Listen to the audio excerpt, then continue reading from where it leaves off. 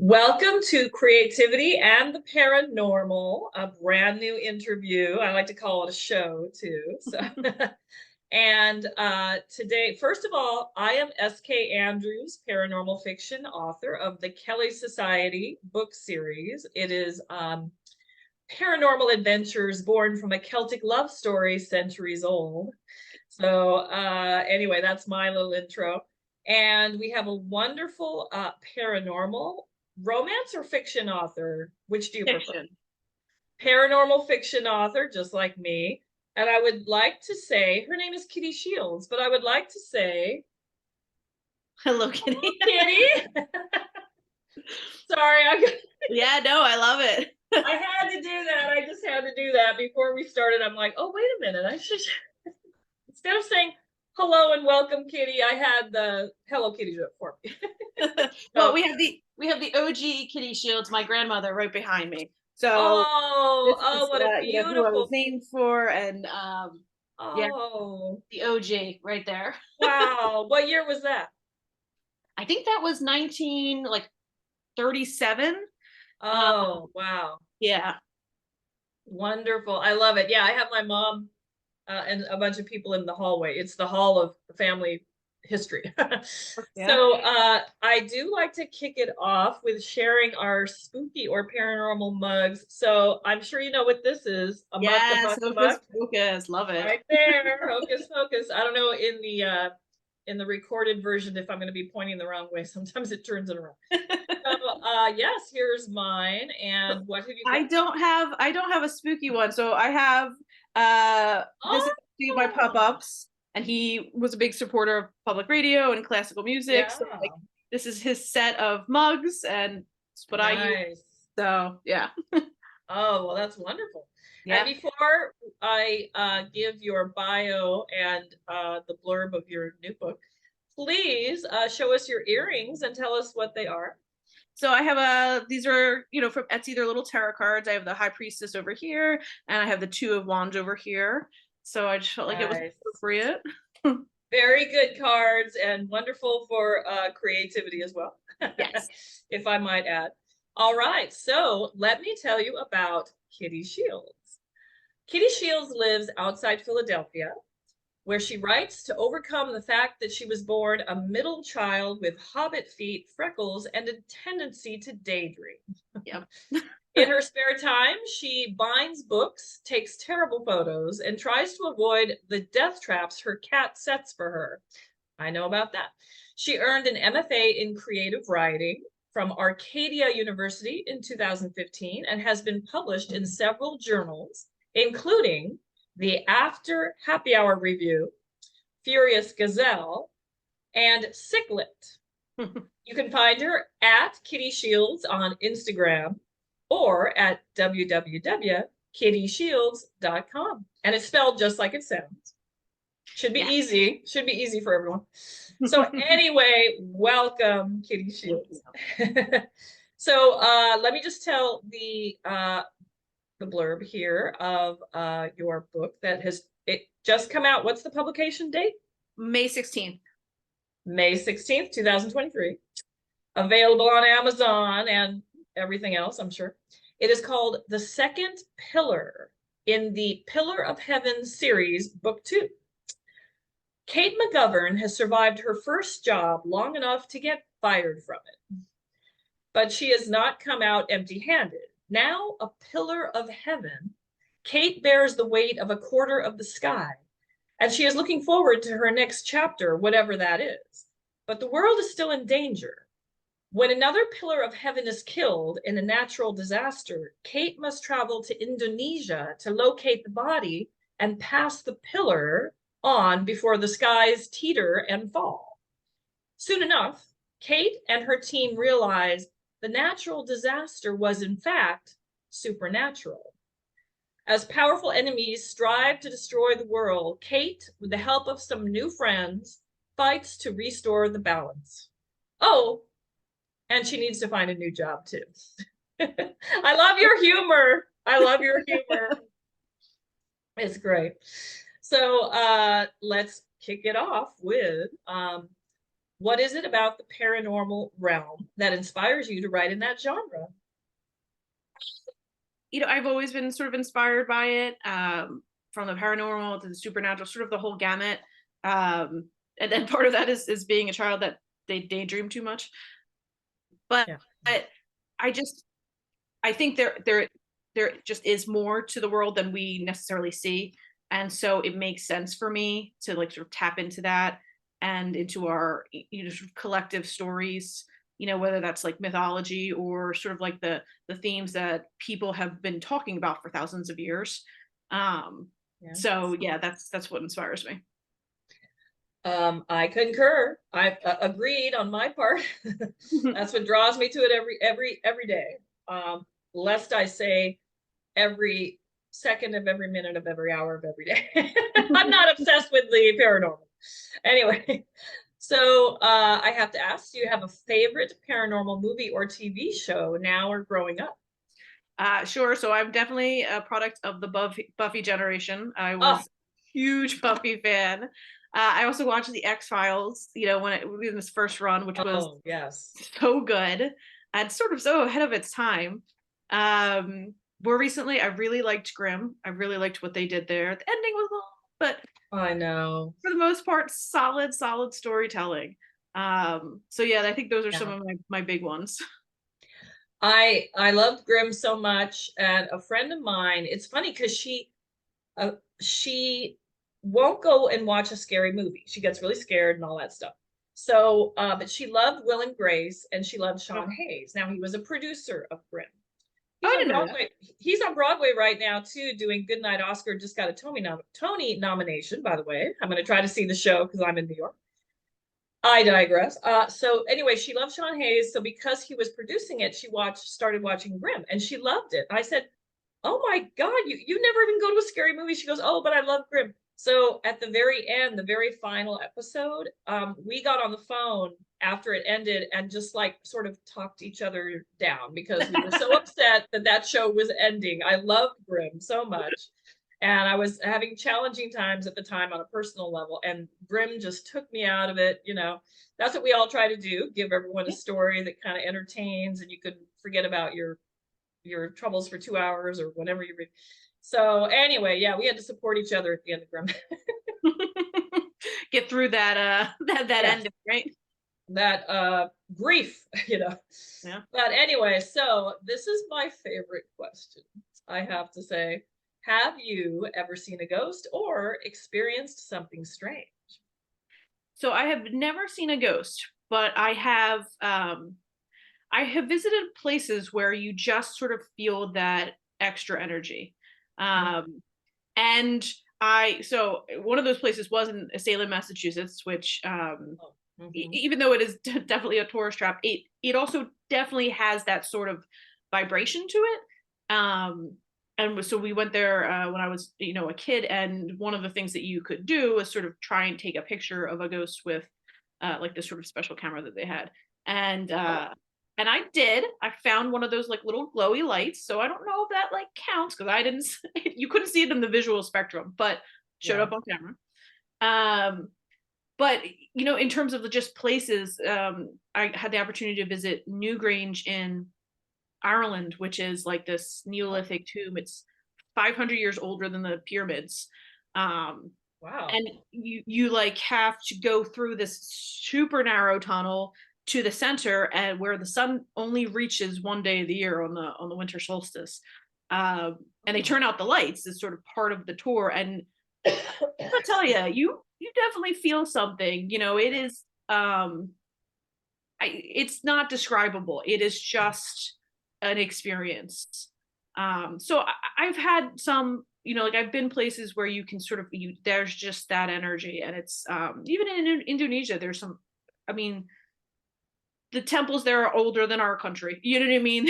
They've just been there for Yeah. thousands of years. The carvings are like Wow. amazing, Yeah. and there are spots that you're just like something has happened here, or something lives here, whatever that is. So You could feel like when you walked into the space, I believe you're saying you could feel the energy shift. yeah, yeah, absolutely. Was it like your spidey senses were going, or hot or cold, or Um, I mean, if you remember.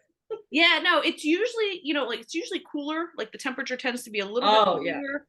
Yeah. And it's not really a tingle, it's just sort of like it's almost like something that you're listening to that's just out of range. You're just like you're cocking your head, you're like, I can almost hear something. Oh, mhm. Um, Yeah. and usually there's like a smell associated with it, at least for me. Mhm. Yeah, it's Right. interesting. Um, Also, you mentioned Indonesia, and it's you have written it into your story. Did you go there first and get inspired by it, or other way around? Yeah, no, I it was sort of on the bucket list, just as a personal, Mhm. I'm gonna go to Indonesia. And I did 2016, I think, and stunning. I particularly I was in Bali, which is where the story takes place. Oh, okay. And I knew when I was writing the second book that just by the sort of the nature of like the four pillars, they sort of have to be geographically dispersed throughout the globe to even Oh, the weight of the sky. right, right. So I knew like there would have to be one out in that area. It was sort of an easy segue for me to be like, well, I've been here. I know what it looks like. I know what it feels like. I know, a tiny bit about the culture. Yeah. Um, but yeah, if you have the chance to go, absolutely go. It is a stunning place. Oh, it sounds very amazing and inspiring and beautiful. Yeah. I will have to do that too. Sorry. Um, okay, so this is one we always like to ask. What I mean, us as writers, I know it's just me right now, but I'm just saying it, the writing community. What is your advice for aspiring writers? Maybe someone working on a script, trying to get a publisher, type of thing. Um, so like my number one always advice for writers, especially those starting out, because we all have this idea of like sort of glamour attached to it, and then we all realize that that's not a thing. Mhm. But really, you have to commit to making time for it, and almost as pragmatically as you would commit to making time for the gym. I know so many talented people, and life happens. You know what I mean? Like we're all very aware of Yeah. that. Kids, family, spouses, whatever it is, things happen. But it is very easy to sort of let that get in the way of your writing, and then so you never get anywhere. You can't edit or publish or submit something that doesn't exist. It's not finished. Mhm. So um you have to make time for writing, and it's not easy, and if anybody's telling you it's easy, they're lying to you. um but in terms of submitting and querying, I when I graduated from um grad school, I spent 2 years submitting, and to both short stories and also to like publishers. You know what I mean? And I had some marginal success with the short stories. I obviously I had several published, and I was very excited and pleased with that. Yeah. And I got nowhere querying for agents or books, Mhm. and that happens. And Yeah. it's not necessarily you. It is part of it is the stroke of luck. Part of it is just the timing of the story, I think, and like whatever it is you're writing for. I do think there is a like waves and in trends. Yes. Um and I so the book that we're both authors with Wild Rose Press, Right. and um that story I which is coming out in August of this year, actually, it's called The Stone Heart. It's a totally different genre. It's like historical fiction, it's Oh, totally okay. different. Although it does have paranormal elements because I can't not. Yeah. Um but like I wasn't even going to submit that one. I wasn't, because I had sort of given up. And Oh, huh. yeah, writer friends of mine said, no, like you really should. And so I sort of skipped the middleman, and I went right to the publishers, and I aimed at smaller presses. I aimed at people who were as passionate about this as I was. Um and it sort of struck, it hit, and that Yes. was so you give yourself that grace, where there are times where it's frustrating and you're going to give up, and take a step back, come back at it when you're ready. It doesn't have to be a permanent, I'm never doing this again. Yeah. Like, you can take a break, it's okay. So Right. Exactly. And that kind of segues into the next question, but I just wanted to comment that I took a similar journey as you. I went to like this particular conference where you could pitch one-on-one with agents. And mine is there's romance in it, heavy romance, but it's really paranormal fiction. It's not paranormal romance. yeah. But they liked it and everything, but they couldn't quite, it's not horror, it's not romance, it's paranormal. And, so it was hard for them to sort of categorize. So I finally just started submitting to ebook publishers. That's where I found Wild Rose Press. Yep. And I think I'm in the Black Rose category. And they said, send us your fairies, your creatures, your mythological, your vampires, your da da da da. I went through all these things. I'm like, it sounds like they're talking about my book because I have Celtic creatures that she has to banish. A uber psychic lady she has a group like the Ghostbusters, the Kelly Society, Nice. and that's when it happened, like you're saying. Yeah. So again, piggybacking on your last answer, what advice would you give to other writers when it comes to naysayers? Um, really don't pay attention. And that Yeah, easier said than done, right? Because we all sort of want our work to be appreciated. And like we put a lot of, effort into it. You sort of right. want it's not that And I I think mean more as they're striving. I mean, people will get bad reviews. oh People will get bad reviews on Amazon. yeah, That's just a given. You yeah. can't please everyone. I'm sorry, I should have specified, but I mean as they're striving to get published and when you're in the process type of thing. Yeah, I think for that, again, I've been really lucky. I think a lot of people in my life have been extremely like supportive. I'm also Yeah. sort of the black sheep in my family where I'm the artist anyway, so I'm just Oh, one okay. way or another. Um, Yeah. but I think for naysayers, there's a bit of jealousy from people like that, and there's also a bit of um, they just don't get it. And I think for Right. most creatives, especially during the process, during whatever it is, whether you're painting, drawing, making music, whatever, I don't think people who naysay really understand that like this is not something I do voluntarily. It's something Yeah. that comes out of me. And Right. and if it doesn't, then I'm a miserable person because I need to create in whatever Yeah. form it is. Um, so really, like, when you're talking about naysayers, especially those in your life, it is a choice of, okay, well, you can make them happy or you can make you happy. And since it's a lose-lose Yeah. situation, I'm just gonna go with making me happy. You know Right. what I mean? So that's what I would And say to them. and you have to live authentically, like you said, it's the desire. Sorry, I have to fix that. It's the desire in you and live authentically. And it's funny because I was talking to a writer friend, and it's like, well, what if like J.K. Rowling, didn't let it come out, or Laurence Olivier or whoever Mary Shelley, 19, writing yeah, Frankenstein, Frankenstein. And Frankenstein is still being studied and broken down today. I like to listen to a lot of scary, spooky podcasts, and I invite some of them on this show for October. It'll be fun. But there was a podcast about just breaking down Frankenstein Yeah, today. yeah. First science fiction novel. Yeah, I mean, it lives on forever. So we just have a few moments left, but any last thoughts or comments on anything we've talked about? Um, no, definitely just for anybody out there, keep going. And I don't think we've run out of space in terms of how weird or out there a storyline can be. So Yeah, don't let that stop you. If right. even if you're not well, especially if you're not 100% comfortable with the story, that probably means it's probably a good story to Yeah, explore. um but yeah, like just let your imagination run wild. And Stephen King says this, and I 100% agree, is the first draft is for you, so it can make no sense yeah, to find. yeah. You don't have to show anybody. It's for True. you to figure out what the story is, and then you can edit and you can figure it out and sort Right. of polish it and make it more welcoming for a large Yeah. audience. So that's what I would say.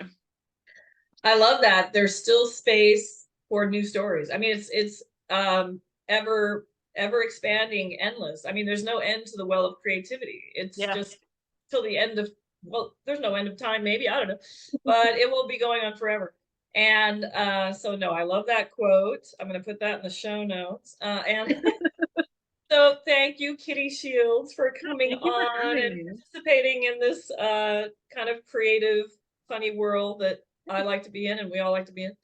And I like to say at the end of each interview now, be well, everyone, and may all your paranormal encounters be magical. All right. Thanks, Kitty. Thank you. Everybody. Bye.